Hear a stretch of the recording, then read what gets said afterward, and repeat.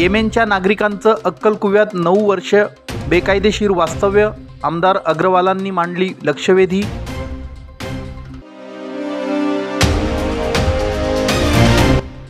MIMचे माजी आमदार फारुख शाह हे सारांश भावसारांच्या प्रयत्नाने अजित पवारांच्या राष्ट्रवादीत दाखल.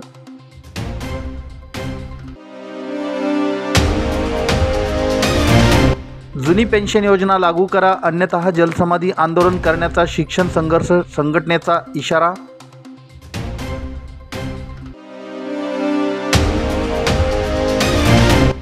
मोरदड गावातील दलित आदिवासी वस्तीला संरक्षण द्या, वंचित बहुजन आघाडीची प्रशासनाकडे मागणी.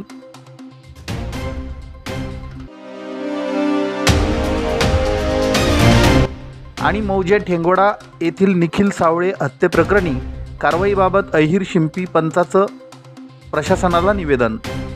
अक्कलकुवा येथील जामिया इस्लामिया इशातुल उलेमिया या इस्लामिक धार्मिक संस्थेतर्फे चालविल्या जाणाऱ्या मदरशात तब्बल 9 वर्ष येमेनच्या नागरिकांनी बेकायदेशीर वास्तव्य केलं.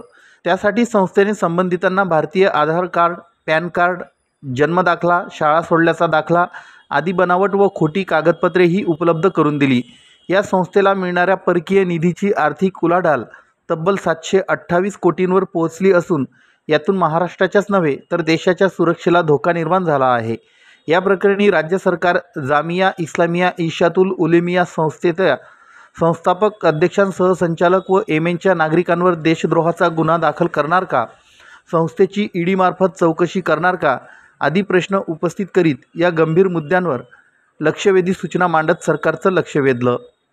दरम्यान याच मुद्द्यावर सोलापूर शहर मध्यचे भाजपचे आमदार देवेंद्र कोठे, आमदार गोपीचंद पडळकर, शहाद्याचे आमदार राजेश पाडवी यांनी देखील आमदार अनुप अग्रवाल यांच्यासह प्रश्न उपस्थित केले. राज्य विधिमंडळाचे पावसाळी अधिवेशन मुंबईत सुरू आहे. या अधिवेशनात धुळे शहराचे आमदार अनुप अग्रवाल यांनी दिनांक 17 रोजी या लक्षवेधीद्वारे सरकारचं गंभीर मुद्द्याकडे लक्ष वेधलं. ते म्हणाले की नंदुरबार जिल्ह्यातील अक्कलकुवा येथे जामिया इस्लामिया इशातुल उलेमिया या इस्लामिक धार्मिक संस्थेतर्फे मदरसा चालविला जातो. तसेच या संस्थेच्या उच्च शिक्षण देणाऱ्या विविध शाखाही सुरू आहेत.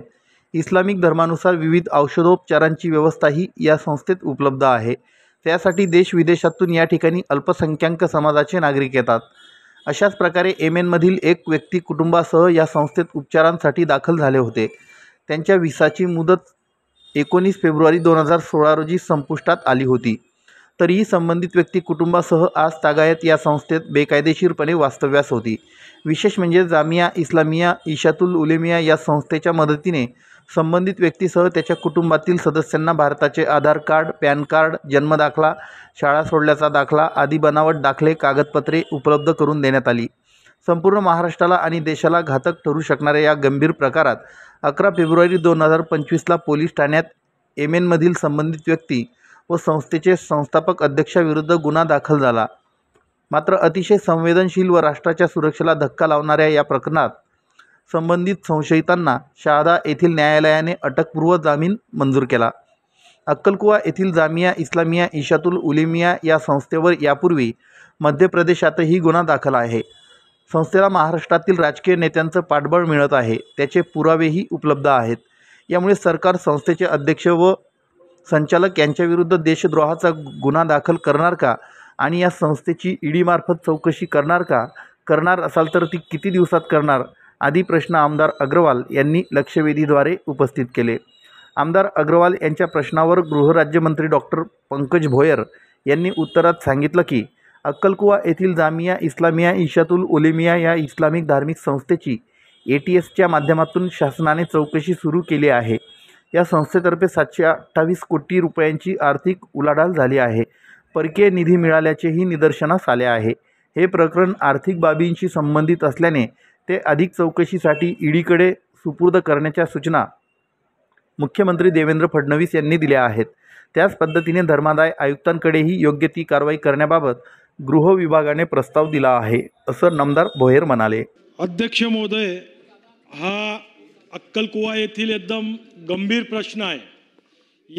ही जी संस्था आहे, या संस्थेवर मध्य प्रदेशमध्ये सुद्धा याच्या आधी गुन्हा दाखल झालेला आहे आणि या संस्थेला आपल्याच महाराष्ट्रातील काही राजकीय नेत्यांचे पाठबळ मिळत आहे आणि त्याचे पुरावे सुद्धा आमच्याकडे उपलब्ध आहे.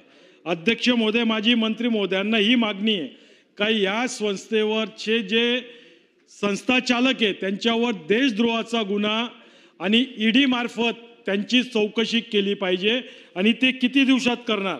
अध्यक्ष महोदय, याचबरोबर माझा अजून एक मुद्दा आहे. आत्ताही काही ठिकाणी मराठीच्या मुद्द्यावर भरपूर ठिकाणी आत्ता आजही कुठंतरी वाद चालू आहे. तर जे विरोधक आहे त्यांना माझा हा प्रश्न आहे का मदरसे, उर्दू शाळा आणि ख्रिस्ती शाळा या ज्या शाळा आहेत याच्या सुद्धा मराठी भाषेतनं शिकवणं जाणं हे आपण कंपल्सरी करणार आहात का, याची मागणी आपण करणार आहात का. मी महाराष्ट्र न्यूज चॅनलच्या बातमीपत्रास लाईक, शेअर, सबस्क्राईब करा. सोबतच बेल आयकॉन प्रेस करायला विसरू नका. पाहत राहा मी महाराष्ट्र चॅनल. MIMचे धुळे शहराचे माजी आमदार फारुख शाह यांनी राष्ट्रवादी काँग्रेस पक्षात प्रवेश केल्याने धुळे शहरातील राजकारणात नवं पर्व सुरू झालं आहे. युवक राष्ट्रवादी काँग्रेसच्या प्रदेश उपाध्यक्ष सारांश भावसार यांच्या माध्यमातून शाह यांचा हा प्रवेश घडून आल्याचा दावा प्रसिद्धीपत्रकातून करण्यात आला आहे. या प्रवेशासाठी युवक राष्ट्रवादी काँग्रेस पार्टीचे प्रदेश उपाध्यक्ष सारांश महेंद्र भावसार यांनी महत्त्वाची भूमिका बजावली. धुळे जिल्ह्यात युवकांमध्ये प्रचंड लोकप्रिय असलेल्या भावसार यांच्या पुढाकारामुळे फारुख शाह यांच्याशी संपर्क साधून विश्वास निर्माण करून त्यांना पक्षप्रवेशासाठी तयार करण्यात आल्याची सारांश भावसारांची भूमिका महत्त्वाची ठरली आहे असं या पत्रकातून सांगण्यात आलं आहे. यामुळे युवकांमध्ये राष्ट्रवादी काँग्रेसबद्दल नव्याने आकर्षण निर्माण झालं आहे. धुळे शहरात उत्साहाचं वातावरण फारुख शाह यांच्या प्रवेशानंतर धुळे शहर राष्ट्रवादी काँग्रेस पक्षाच्या कार्यकर्त्यांमध्येही प्रचंड उत्साह निर्माण झाला आहे. शहरात अनेक ठिकाणी फलक, बॅनर्स लावण्यात आले असून मुस्लिम बहुल भागांमध्ये कार्यकर्त्यांनी मिरवणुका काढून आनंद व्यक्त केला आहे. सोशल मीडियावर देखील धुळे राष्ट्रवादीसोबत हा ट्रेंड झळकत आहे. आगामी राजकारणावर याचा परिणाम निश्चितच होणार आहे. या प्रवेशामुळे आगामी महापालिका निवडणुका, विधानसभा तसेच लोकसभा निवडणुकांमध्ये याचा परिणाम दिसून येईल. या संदर्भात दिलेल्या प्रसिद्धी पत्रकात म्हटलं आहे की MIMचे माजी आमदार आणि धुळे शहरातील लोकप्रिय मुस्लिम नेते फारुख शाह यांनी राष्ट्रवादी काँग्रेस पक्षात अधिकृतपणे प्रवेश केल्याने धुळे शहराच्या राजकारणात ऐतिहासिक वळण आलं आहे. हा पक्षप्रवेश सोहळा महाराष्ट्र राज्याचे उपमुख्यमंत्री तथा अर्थमंत्री अजित पवार आणि पक्षाचे प्रदेशाध्यक्ष खासदार सुनील तटकरे यांच्या प्रमुख उपस्थितीत मुंबई येथे संपन्न झाला. यावेळी युवक राष्ट्रवादी काँग्रेस पार्टीचे प्रदेश उपाध्यक्ष सारांश भावसार यांचं विशेष संयोजन होतं. राष्ट्रवादीच्या वरिष्ठ नेत्यांनी फारुख शाह यांचं पक्षात स्वागत केलं. प्रदेशाध्यक्ष सुनील तटकरे म्हणाले की राष्ट्रवादी काँग्रेस पक्ष हा सर्व धर्म, जाती, वर्ग यांचं प्रतिनिधित्व करणारा पक्ष आहे. फारुख शाह यांचा प्रवेश होणे म्हणजे धुळेकर जनतेसाठी नवा विकासाचा अध्याय सुरू होणे असं आहे. आम्ही त्यांचं मनपूर्वक स्वागत करतो. शाह यांच्या प्रवेशामुळे परिवर्तनाचा नवा अध्याय सुरू झाला आहे. धुळ्याच्या राजकारणात गेल्या काही वर्षांपासून फारुख शाह हे एक प्रखर मुस्लिम नेतृत्व म्हणून ओळखले जातात. त्यांनी MIMच्या तिकिटावर विधानसभा निवडणुकीचं रणांगण जिंकून धुळेकर जनतेचा विश्वास संपादन केला होता. मात्र पक्षाच्या कार्यशैलीतील कुंठित निर्णय, मुस्लिम समाजाच्या व्यापक हितासाठी आवाज न उचलणे आणि विकासापासून वंचित ठेवण्याची पक्षातील भूमिका पाहता त्यांनी अखेर राष्ट्रवादी काँग्रेस पक्षाचा विश्वासार्ह पर्याय निवडला. फारुख शाह यांचा प्रवेश अनेक अर्थांनी महत्त्वाचा मानला जात आहे. शाह यांच्या प्रवेशामुळे धुळे शहरातील अल्पसंख्याक समाजासह सर्वसमावेशक मतदार राष्ट्रवादी काँग्रेसच्या झेंड्याखाली एकवटण्याची शक्यता वाढली आहे. त्यांच्या नेतृत्वाखाली मुस्लिम समाजातील अनेक युवक, व्यापारी, समाजसेवक आणि स्थानिक पातळीवरील कार्यकर्त्यांनी देखील राष्ट्रवादी काँग्रेसच्या धोरणांवर विश्वास व्यक्त केला आहे. मुस्लिम मतदारांची एकजूट, युवकांची नवीन प्रेरणा आणि राष्ट्रवादी काँग्रेसची विकासाभिमुख प्रतिमा हे सर्व घटक एकत्र आल्यास धुळ्यातील सत्तेचा चेहरा बदलू शकतो असं या प्रसिद्धी पत्रकात म्हटलं आहे. मी महाराष्ट्र न्यूज चॅनलच्या बातमीपत्रास लाईक, शेअर, सबस्क्राईब करा. सोबतच बेल आयकॉन प्रेस करायला विसरू नका. पाहत राहा मी महाराष्ट्र चॅनल. जुनी पेन्शन योजना लागू करा, अन्यथा प्राध्यापक, शिक्षक आणि शिक्षकेतर कर्मचारी जलसमाधी आंदोलन करणार असा इशारा शिक्षण संघर्ष संघटनेने प्रशासनाला दिला आहे. जुनी पेन्शनच्या मागणीसाठी दिनांक 16 जुलै रोजी जिल्हाधिकारी कार्यालयासमोर संघटनेच्या वतीनं निदर्शने करण्यात आली. दिनांक 1 नोव्हेंबर 2005 पूर्वी नियुक्त व 2005 नंतर 100% अनुदानावर आलेल्या शिक्षक शिक्षकेतर कर्मचाऱ्यांना 1982ची जुनी पेन्शन योजना लागू करण्यासाठी महाराष्ट्र शासनाने सर्वोच्च न्यायालयात सकारात्मक शपथपत्र दाखल न केल्यामुळे संघटनेने 14 व 15 जुलैपासून मुंबईच्या आझाद मैदानात आंदोलनाचा पवित्रा घेतला होता. परंतु अधिवेशन काळात संघटनेच्या अध्यक्षा डॉक्टर सौ संगीता शिंदे यांनी दिनांक 8 जुलै रोजी शिक्षण मंत्री दादा भुसे यांची भेट घेतली. त्यांनी सर्वोच्च न्यायालयात सकारात्मक शपथपत्र दाखल करण्यात आलं असून लवकरच जुनी पेन्शनबाबत कार्यवाही करणार असल्याचं आश्वासन दिलं. त्यामुळे शिक्षण मंत्र्यांच्या शब्दाला मान ठेवून दिनांक 14 व 15 जुलैचं नियोजन आंदोलन स्थगित केलं.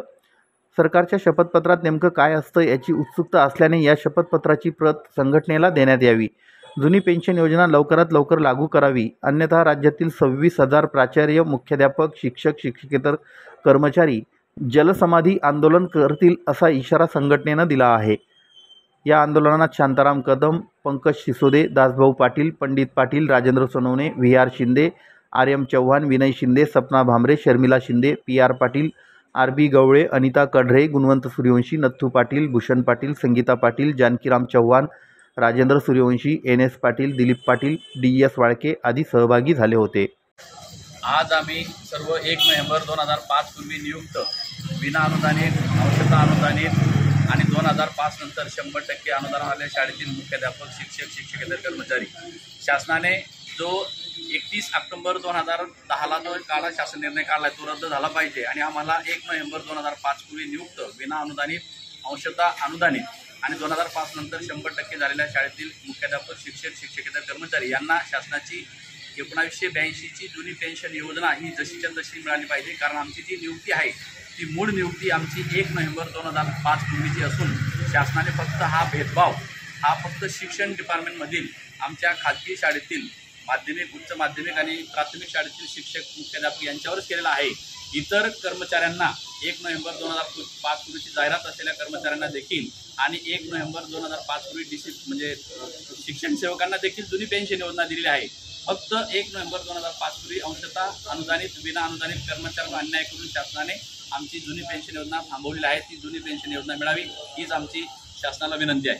मी महाराष्ट्र न्यूज चॅनलच्या बातमीपत्रास लाईक, शेअर, सबस्क्राईब करा. सोबतच बेल आयकॉन प्रेस करायला विसरू नका. पाहत राहा मी महाराष्ट्र चॅनल. जगदीश ठाकरे याच्या हत्येच्या पार्श्वभूमीवर धुळे तालुक्यातील मोरदड गावातील दलित आदिवासी समाजाला संरक्षण देण्यात यावं अशी मागणी वंचित बहुजन आघाडीने पोलीस प्रशासनाकडे निवेदनाद्वारे केली आहे. निवेदनात म्हटलं आहे की धुळे तालुक्यातील मोरदड येथील जगदीश ठाकरे या युवकाची जातीय व राजकीय वैमनस्यातून गोळ्या घालून निगृण हत्या करण्यात आली होती. त्याचं प्रेत चाळीसगाव येथील औट्रम घाटात फेकून देण्यात आलं होतं. यामागील सूत्रधार व हत्या करणारे गावातीलच जातीवादी व्यक्ती आहेत. त्यापैकी 3 अटकेत आहेत व 1 फरार आहे. या संदर्भात चाळीसगाव पोलीस स्टेशनला गुन्हा दाखल आहे. परंतु दिनांक 14 जुलै रोजी रात्री गावात राकेश छोटू कोळी या व्यक्तीने व त्याच्यासोबत काही अज्ञात व्यक्तींनी गावातील उपसरपंच गोविंद शिवाजी पाटील व श्यामकांत शिवाजी पाटील यांच्या चिथावणीने आदिवासी व दलित वस्तीवर दगडफेक केली आहे. ही दगडफेक जातीय वैमनस्यातून करण्यात आली. त्यामुळे मोरदड येथील दलित आदिवासी समाज भयभीत झाला असून त्यांना पोलीस बंदोबस्त देऊन संरक्षण देण्यात यावं, तसेच दगडफेक करणाऱ्यांवर कायदेशीर कार्यवाही करण्यात यावी अशी मागणी निवेदनाद्वारे करण्यात आली. निवेदनावर वंचित बहुजन आघाडीचे जिल्हाध्यक्ष अरविंद निकम, जिल्हा संघटक शंकर खरात, जिल्हा उपाध्यक्ष आकाश बागुल, जिल्हा उपाध्यक्ष चंद्रमणी वाघ आदींच्या सह्या आहेत. अरविंद निकम, वंचित बहुजन आघाडी धुळे जिल्हा अध्यक्ष. माझ्यासोबत पक्षाचे उपाध्यक्ष आबासाहेब चंद्रमणी वाघ, मौजे मोरदड तालुका जिल्हा धुळे येथील काही आदिवासी व दलित बांधव या ठिकाणी आम्ही SP साहेबांना निवेदन देण्यासाठी आलेलो आहोत. मोरदड गावामध्ये काही दिवसापूर्वी म्हणजे 8-15 दिवसापूर्वी जातीय वैमनस्यातून एका आदिवासी युवकाचा गोळ्या घालून हत्या करण्यात आली होती आणि त्यानंतर आता परवाच्या रात्री त्या गावामध्ये काय नाव त्या युवक राकेश छोटू पाटील त्याच्या कोळी त्याच्यासोबत अन्य काही अनोळखी तोडं बांधलेली इसम यांनी दलित आदिवासी वस्तीवर रात्रीच्या अंधारात दगडफेक केली व दंगल घडवण्याचा प्रयत्न त्या ठिकाणी केलेला आहे. या संदर्भात आम्ही SP साहेबांना निवेदन देण्यासाठी या ठिकाणी आलेलो होतो. एक कोणीतरी वरिष्ठ अधिकारी आलेले असल्यामुळे ते दौऱ्यावर आहेत, परंतु आम्ही टपालात आता निवेदन दिलेलं आहे आणि आम्ही या जातीयवादी गुंडांना, त्या दगडफेक करणाऱ्या गुंडांना अटक करायची मागणी SP साहेबांकडे केलेली आहे.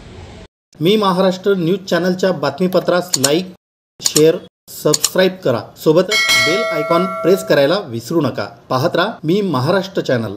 मौजे ठेंगोडा तालुका बागलाण जिल्हा नाशिक येथील स्वर्गीय निखिल अशोक सावळे या युवकाच्या हत्येप्रकरणी कारवाईबाबत अहिर शिंपी पंचतर्फे धुळे जिल्हा प्रशासनाला निवेदन देण्यात आलं. निवेदनात म्हटलं आहे की पुणे येथे शिक्षणासाठी गेलेल्या शिंपी समाजाचा निखिल अशोक सावळे या युवकाची काही चूक नसताना भर चौकात हत्या करण्यात आली.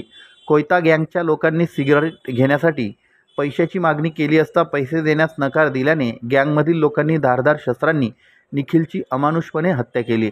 निखिलच्या मारेकऱ्यांवर कठोर कारवाई करण्यात यावी अशी मागणी करीत अहिर शिंपी पंचतर्फे धुळे जिल्हा प्रशासनाला निवेदन देण्यात आलं.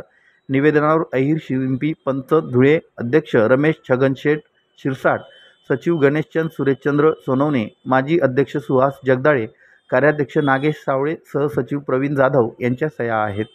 ॲडव्होकेट सुहास पंढरनाथ जगदाळे, अहिर शिंपी पंचाचा सल्लागार आहे. निखिल अशोक सावळे राहणार ठेंगोडा, जिल्हा नाशिक या विद्यार्थ्याचा पुणे येथे तो गेल्या 4 वर्षापासून शिकत आहे. तर त्याचा परवाच्या दिवशी काही नशेखोर गुंडांनी त्याचं निर्गुणपणे हत्या केलेली आहे. विद्यार्थी अतिशय कष्टमय आणि हुशार विद्यार्थी होता. त्याचा कुठल्याही प्रकारे संबंध नसताना विनाकारण त्याला अरेवारी करून त्याच्यावरती कोयत्याने हल्ला करण्यात आला. त्याच्या डोक्यावर आणि पाठीवर हल्ला करण्यात आलेला आहे. आज आम्ही धुळे शहर अहिर शिंपी पंचचे अध्यक्ष, सचिव, कार्याध्यक्ष वगैरे सर्व पदाधिकारी आम्ही धुळे शहर अहिर शिंपी पंचतर्फे या घटनेचा निषेध व्यक्त करत आहोत. तसेच गृह खाते यांच्याकडे देखील आम्ही त्याबद्दलचा पाठपुरावा करीत आहोत. सदर या वाईट कृत्यामागं जे कोणी आरोपी आहेत त्या आरोपींचा तपास करावा आणि त्यांना कठोर अशी शिक्षा व्हावी असं अहिर शिंपी पंचचे सर्व मंडळ, महिला मंडळ, युवक संघटना व तसेच अखिल भारतीय अहिर शिंपी पंचतर्फे आम्ही निवेदन दिले. धुळे जिल्हा पोलीस निरीक्षक, धुळे जिल्हा पोलीस अधीक्षक यांना आम्ही निवेदन दिलेले आहे. त्यांनी कठोर अशी कारवाई करावी आणि आरोपींना शिक्षा व्हावी ही आमची विनंती. मी महाराष्ट्र न्यूज चॅनलच्या बातमीपत्रास लाईक, शेअर, सबस्क्राईब करा. सोबतच बेल आयकॉन प्रेस करायला विसरू नका. पाहत राहा मी महाराष्ट्र चॅनल.